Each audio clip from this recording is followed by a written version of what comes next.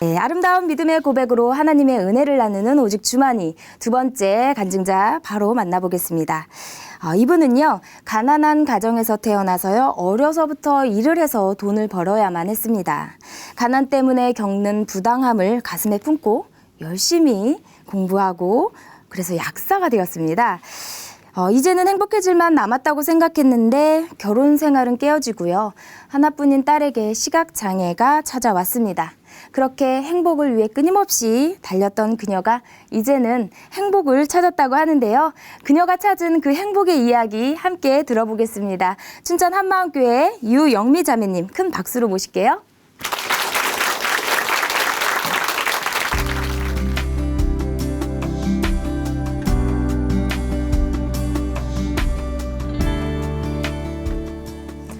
안녕하세요. 춘천 한마음교회 유영미입니다.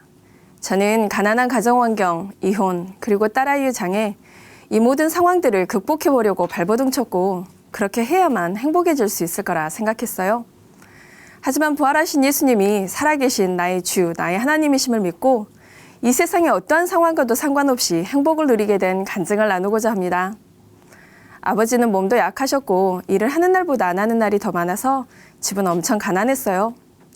그러다 보니 엄마는 정말 안 해본 일이 없을 정도로 많은 일을 하셨고 저도 어려서부터 돈을 벌어야 했어요. 중학교 시절 교무실 청소와 매점 일을 하면 교납금을 면제해준다는 말에 제가 하겠다고 나섰어요. 매점은 점심시간에 가장 바쁘기 때문에 쉬는 시간 10분 만에 급히 점심을 먹어야 해서 어릴 때부터 위장병이 생겼어요. 방과 후에는 학교 앞 빵집에서 잔심부름을 하고 방학에는 공장을 다니며 하루 종일 서서 일했어요. 다리가 끊어지듯이 아팠고 밤에 잠을 잘 때면 거의 매일 다리에 쥐가 났어요. 월급을 받아서 봉투째로 엄마께 드릴 때면 엄마가 서럽게 울던 것이 기억납니다. 하지만 이런 육체의 고통보다는 친구들이 누리는 행복이 내게는 없다는 것이 더 힘들더라고요.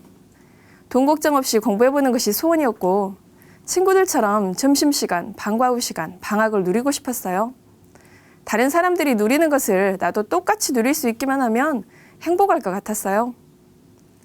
중학교 2학년 때는 학교 선생님의 소개로 화방을 운영하는 부잣집에서 유치원 다니는 애들을 돌봐주는 일을 했어요. 하루는 그 집에서 근무하는 직원에게 뺨을 맞게 되었어요. 평소에 보던 TV 프로를 보라고 채널을 돌려드렸는데 갑자기 뺨을 때리면서 누가 돌리라 했냐고 소리를 지르는 거예요. 나중에 알고 보니 사장님께 야단을 듣고 제게 화풀이를 했더라고요. 그 이전까지는 가난에 대해서 그저 힘들고 불편한 것 정도로만 생각했지만 이것을 계기로 다짐했어요. 내가 돈이 없고 힘이 없어서 이런 대접을 받는구나. 억울한 일 당하지 않고 행복하게 살려면 돈이 있어야 하고 다른 사람들보다 지위가 높아져야겠구나. 대학을 갈 만한 형편이 아니었지만 대학 나와서 좋은 직장을 갖는 것만이 내가 살 길이라고 믿고 공부도 열심히 했고 일도 열심히 했어요. 그렇게 약대에 지나갈 수 있었고 약대를 다니면서도 과외를 하고 주말이나 방학에는 골프장에서 캐디를 한 적도 있었어요. 약대를 졸업하고 약사 면허를 제 손에 쥐었을 때 세상을 다 얻은 것 같았고 세상에서 못할 일이 없을 것 같았어요. 세상에 보여주고 싶었어요. 세상 사람들아, 내가 약사가 됐다. 이제 날 함부로 무시하지 못하겠지? 내 뺨 함부로 때리지 못하겠지? 이제 나도 누리고 살 거다. 당신들보다 더 행복하게 살 거다. 하지만 행복은 그렇게 쉽게 찾아오지 않더라고요. 대학 다닐 때 학생운동을 하던 애아빠를 만나서 결혼을 했어요. 수배를 받고 쫓기던 사람이라 장래가 불투명해서 주위 사람들의 반대가 심했지만 그런 건 별로 두렵지 않더라고요. 그저 사랑하는 사람과 함께 사는 것 자체만으로도 행복할 것 같았어요. 몇 년의 수배 뒷바라지와 군대 뒷바라지까지 다 끝냈을 때는 딸아이가 3살 때였어요. 애아빠가 제대할 때 이제 고생 끝났구나. 그간 남편 없이 혼자 애 키우고 약국까지 하느라 힘들었지만 이젠 고생 끝, 행복 시작이다 생각했어요. 그런데 그 사람은 경제적인 것은 당연히 제가 책임져야 하는 것으로 여겼고 오랜 백수 생활을 마치고 첫 월급을 받은 날은 자기 옷만 잔뜩 사들고 들어온 거예요. 가족을 위한 생활비나 하다못해 아이 과자값도 주지 않고 말이죠. 가족에 대해서 무책임한 것에 너무 실망스러웠어요. 그런데 더 큰 문제는 폭력이었어요.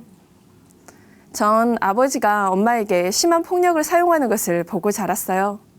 그래서 내 남편이 폭력을 쓴다는 것은 제게는 극도의 공포였어요. 남편이 처음 폭력을 쓸 때 한마디라도 말대답하면 이 자리에서 죽겠구나 생각이 들었어요. 3살 된 딸아이도 아빠에게 맞고는 어려서는 남자 어른들은 다 무서워했어요. 친정 엄마가 보는 앞에서까지 폭력을 쓰는 남편을 더 이상 견딜 수가 없었어요. 내 불행의 원인이 남편이라 생각하니 그 사람만 없으면 행복할 것 같더라고요. 그래서 정말 미련 없이 이혼을 선택했어요. 위자료 이야기가 나왔을 때도 그런 거 다 필요 없으니 그냥 빨리 끝내자 했을 정도였죠. 이혼 후 이젠 정말 행복하게 살 수 있을 것 같았어요. 그런데 불행이 거기서 끝이 아니더라고요. 아이가 어려서부터 마루에서 자주 떨어진다든지 머리카락을 못 짚는다든지 빌딩이 큰 간판 글씨를 못 읽는 거예요. 눈이 좀 안 좋은가 보다. 안경 쓰면 되겠지 생각하고 있었는데 시각장애 진단을 받은 거예요. 약이나 안경도 도움이 안 되고 수술로도 고칠 수 있는 방법이 전혀 없대요. 실명만 안 돼도 감사해야 한다는 거예요. 하늘이 무너지는 것 같았어요. 그저 잠깐 아프고 치료되는 질병이 아니라 애 평생 그리고 가족들 평생에 어려움이 있을 걸 생각하니 눈앞이 캄캄했어요. 애를 끌고 몇 달을 대학병원과 서울의 큰 병원을 돌며 검사란 검사는 다 했어요. 피를 얼마나 뽑아대는지 여기저기 혈관이 다 터지고 주사 바늘을 보며 내가 경기를 할 만큼이 되었지만 방법이 없더라고요. 결국은 내가 노력하고 발버둥 쳐서 될 일이 아니라는 것을 알고 나서야 멈출 수밖에 없었어요. 그렇게 고민하고 또 고민하다가 장애가 큰 문제가 되지 않는다는 캐나다로 이민을 결정했어요. 아는 사람 하나 없는 낯선 나라로 간다는 것은 결코 쉬운 결정은 아니었지만 이혼과 장애를 가지고 한국에서 행복할 자신이 없었어요. 약사라는 직업 덕분에 다른 사람들이 부러워할 만큼 빨리 이민 절차가 진행되었어요. 하지만 막상 이민을 준비하면서 정말 막막한 거예요.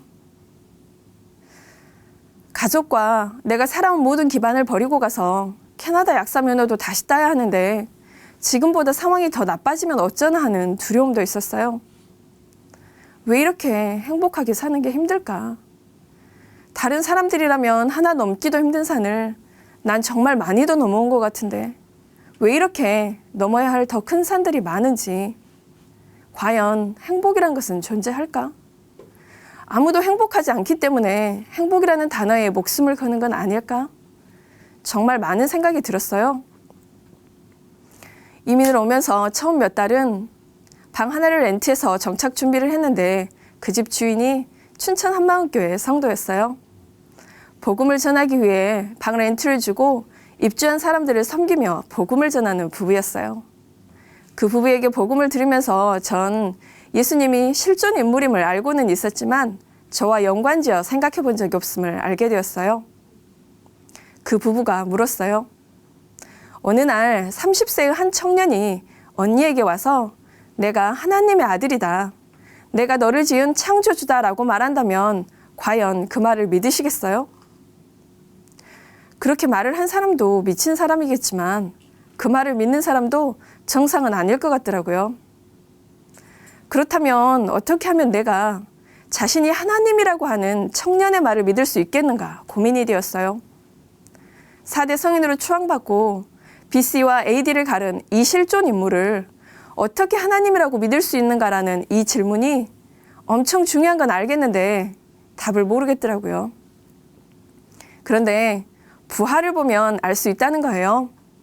역사 속에 기록된 예수님의 부활을 통해서, 그리고 예수님이 부활하셨다, 목숨 바쳐 전했던 많은 증인들에 대한 역사적 기록들을 보면서 알 수 있다는 거예요. 정말 예수님이 자신이 주장했던 대로 부활하셨더라고요. 그럼 그분이 주장하셨던 대로 하나님이신 거잖아요. 너무 놀랐어요. 아, 살아있는 신이 존재하는구나.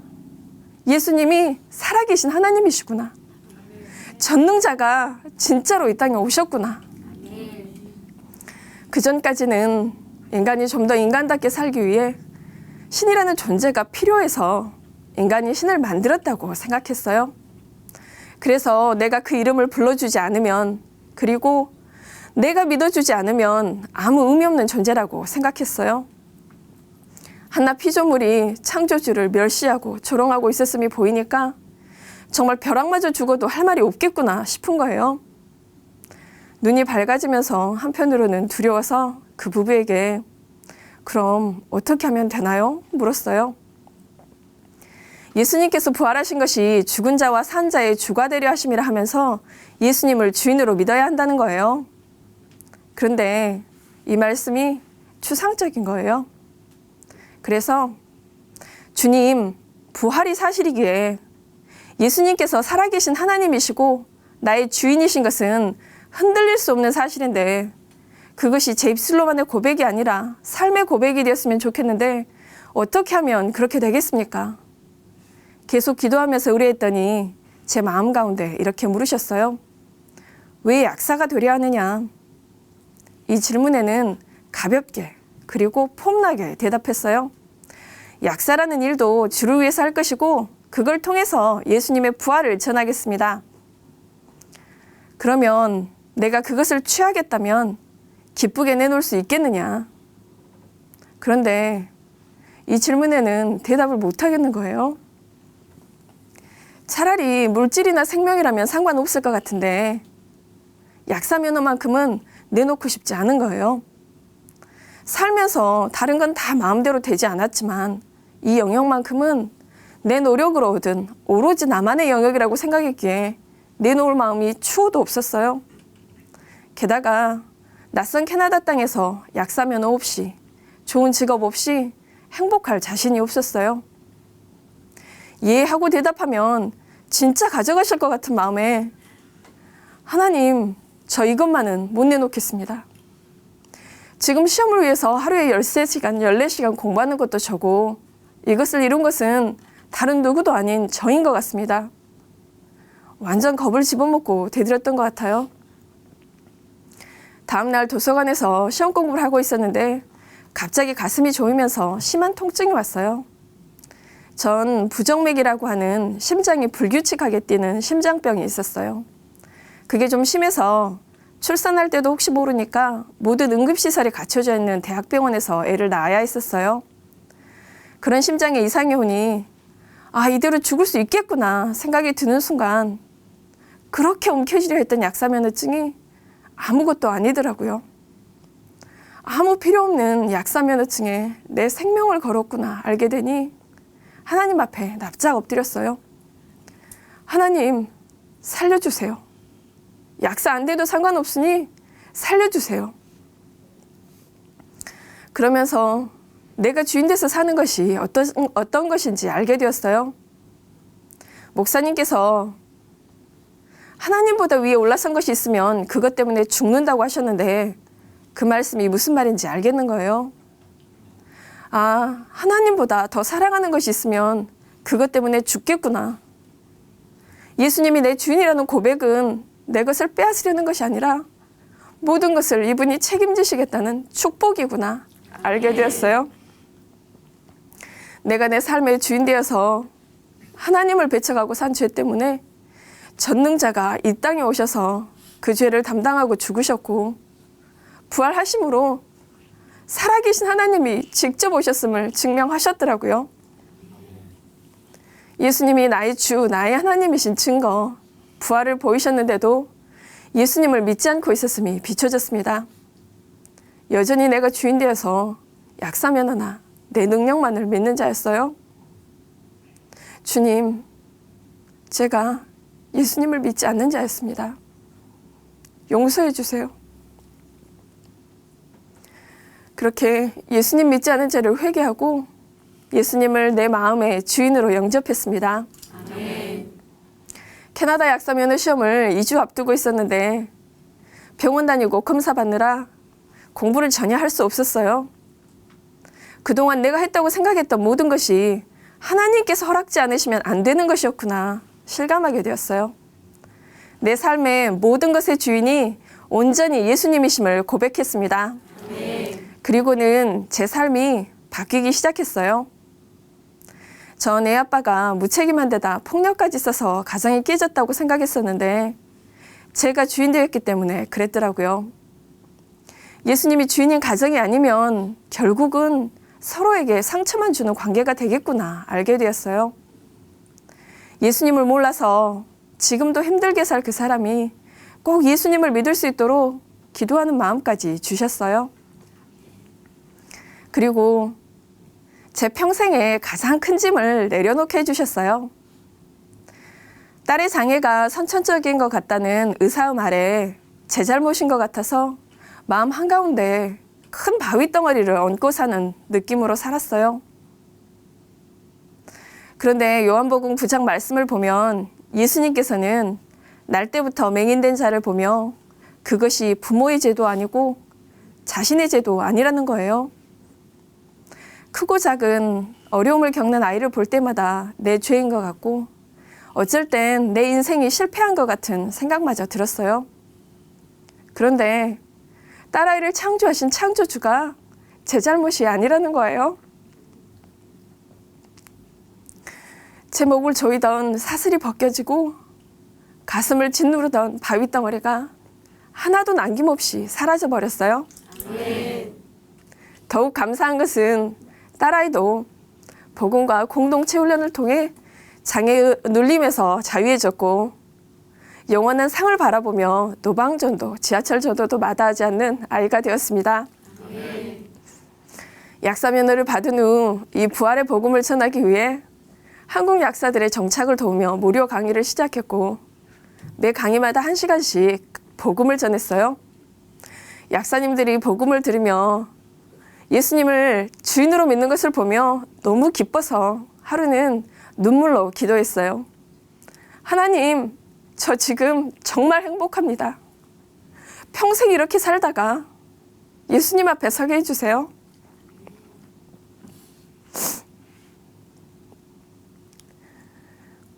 하루는 한 약사님이 전화를 하셨어요. 시험 공부를 도와준다는 말을 듣고 전화드렸습니다. 그러시길래 왜 제가 약사님들을 도와드리는지 아세요? 했더니 네, 선교하는 약사라고 들었습니다. 그러시는데 너무 감격이 되어서 눈물이 핑 도는 거예요. 약사라는 영역은 내 것이라 여겨서 하나님을 대적했던 제가 예수님 바라보며 교회 공동체 말씀대로 따라가기만 했을 뿐인데 제 삶에서 예수님이 드러나고 있는 거예요. 그 순간 하나님께서 제게 칭찬해 주시는 것 같았고 면류관을 받은 기분이었어요. 행복이란 것이 이 세상에 존재할까 고민했었는데 행복은 계속해서 변하고 썩어질 이 세상으로부터 오는 게 아니더라고요. 생명을 다해 나를 사랑하시고 영원히 변치 않는 예수님 안에서만 가능한 것임을 알게 되었습니다. 게다가 생각지도 않은 보너스까지 주셨어요. 일과 강의로 피곤해서 심장에 무리가 가지 않을까 하는 염려가 제 발목을 잡지 않게 해달라는 기도를 드렸는데 매년 하는 건강검진에서 부정맥이 안 나타나는 거예요. 설마 나았을 거라 꿈도 꾸지 못했는데 감쪽같이 사라져버렸어요. 예수님이 주인이심이 최고의 축복임을 고백했습니다. 저는 세상의 기준으로 행복하고자 발버둥치며 살았어요. 이것만 채워지면 행복할 거야. 이것만 해결되면 행복할 거야. 이것만 하며 인생 전부를 쏟아부었지만 행복이 가까워지기는커녕 더 멀어지는 것만 같더라고요. 하지만 부활하신 예수님을 나의 주, 나의 하나님으로 믿고 나서는 나의 끝날 것 같지 않던 수고와 벗어날 수 없을 것 같던 무거운 짐에서 완전히 자유해졌습니다. 제 삶의 모든 문제의 해답이 예수님 안에 있더라고요. 이 캐나다 땅에서 부활의 증인으로 불러주시고 이전에 저처럼 눌리고 갈 길 몰라 하는 사람들에게 길과 진리이신 예수님을 알려주는 최고의 행복을 누리게 해주셨어요. 제 행복의 근원은 부활하셔서 지금도 저와 함께 계시는 예수님이십니다. 예수님은 나의 주인이십니다. 감사합니다.